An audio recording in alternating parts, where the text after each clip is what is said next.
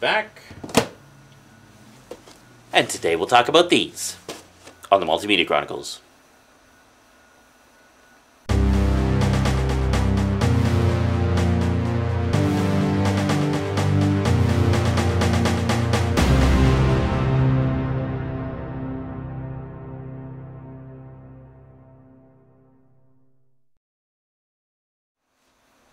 Welcome back.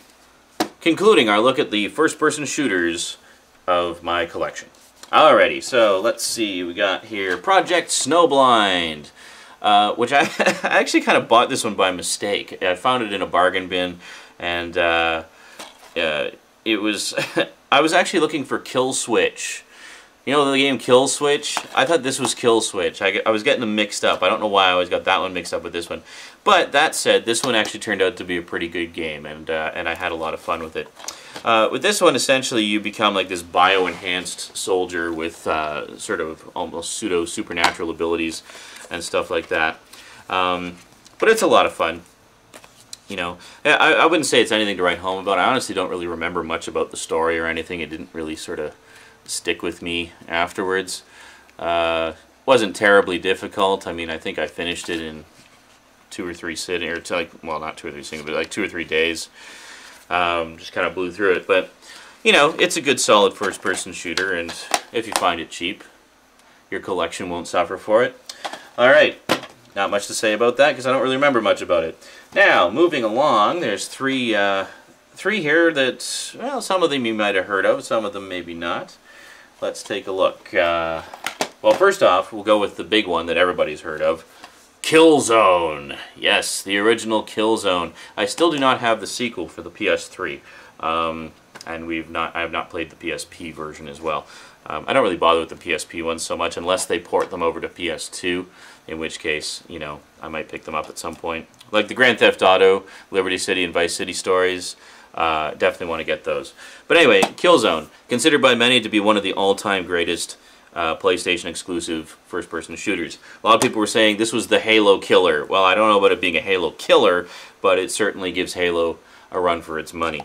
You know, it's a good. I mean, this is just a beautiful first-person shooter. I mean, there's lots of blood and guts. It's got a great story, super slick controls, and you know, this is sure to please even the most hardened vets of the first-person shooter genre. And I should mention it also as Brian Cox as the head guy of the villains. So yeah, good old Brian Cox. Brian Cox, you would recognize him from a lot of movies. He was Stryker in X-Men 2, and he was in The Ring, and he's been in a lot of stuff. He was even in an episode of Red Dwarf. But anyway, really cool actor, and he's done some other video games as well. Like he was the voice of the guy who basically had kidnapped you and was forcing you to kill people for his amusement in Manhunt. Yeah, that was Brian Cox. So there you go. So Killzone. I mean, I don't know what. Honestly, I don't know what I can say about Killzone that hasn't been said 1,000 times before by other people. It's an awesome first-person shooter. If you're a fan of the genre, you owe it to yourself to play it. You know, it's pretty much that simple. So, moving right along, we have, this is a good one. This is another one of those overlooked gems that I'm surprised didn't catch on more than it did. Whoa, whoops. 13, which has the voice of David Duchovny as the main character. Now, essentially, you play this guy who wakes up with no memory, who may or may not be programmed to kill the president, I think. Something like that. Yeah, it's been a while since I played it. I can't remember. But anyway, there's basically a conspiracy which your character is supposedly involved in. And as you play through the game, you uncover layers of the conspiracy and find out how involved you may or may not be. Now, the cool thing about this is it actually has very much a comic book style look to it. So it has the feel of an interactive graphic novel. So you get things like split screen and visible sound effects on the screen and such. But it's like this living, breathing graphic novel. It really has this cool look to it. I mean, yeah, it's all cel-shaded, which I'm sure you've seen before, but it's cel-shaded in a way that looks like a graphic novel. I mean, it just, it's really kind of hard to describe. You sort of have to see it in action to really get the coolness factor of it. But this game really does have a unique look to it. In terms of the gameplay mechanics, it really functions just like a straightforward first-person shooter. But the visual style of it is what really sets it apart from other games of the genre. Plus, it's just got a great story and some great voice acting. I mean, you gotta love David Duchovny. He sort of seems to be the all-around conspiracy guy. Whenever you got a character that's embroiled in some deep conspiracy, you want to get David Duchovny to do the voice acting, which is exactly what they did for another one, namely Area 51. This has David Duchovny as the voice of the main character, again, embroiled in some big conspiracy, this time involving aliens. Ooh, there's a stretch. Yeah, he's never played a character like that before. And then you actually have Marilyn Manson, no less, as the voice of an alien-human hybrid who is taunting you throughout this whole thing. Now, this one kind of shares some similarities with Project Snowblind in that you become genetically altered at a point and actually end up with like superpowers that you can use in addition to the variety of weapons and such.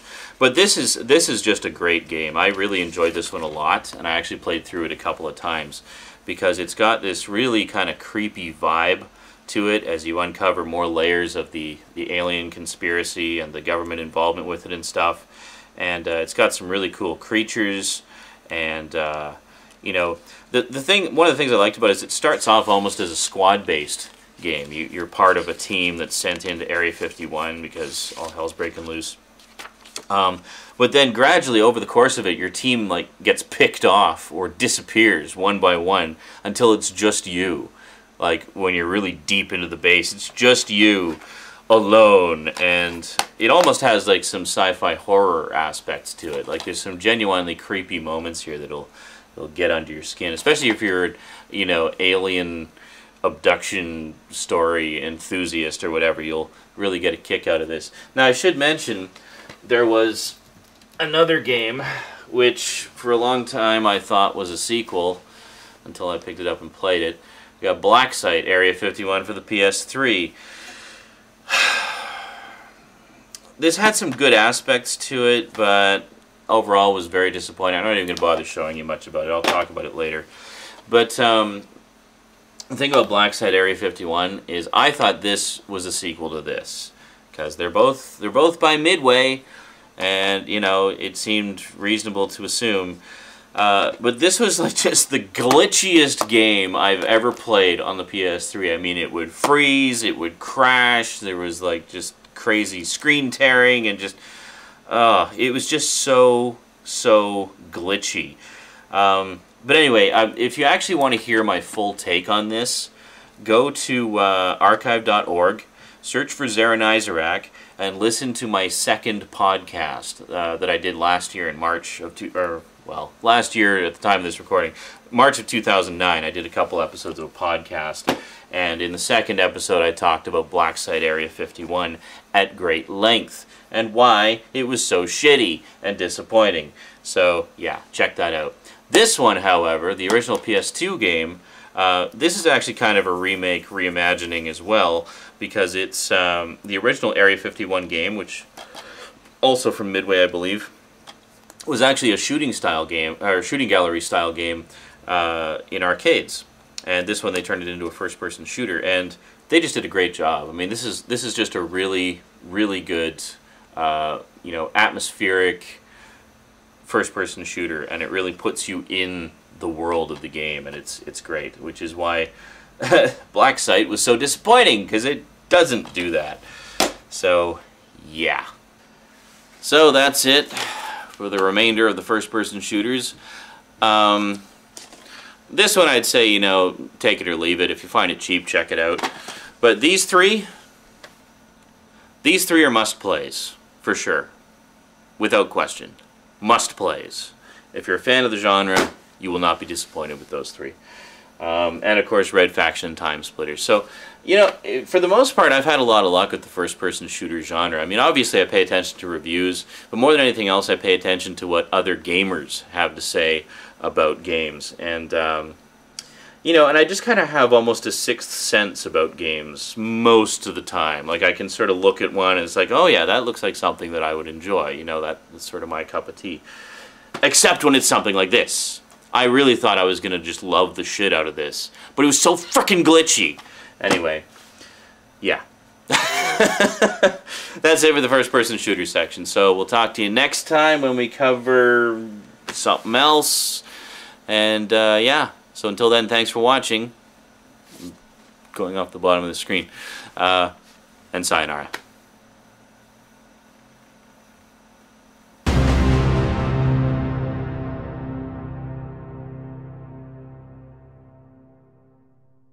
But anyway, Killzone.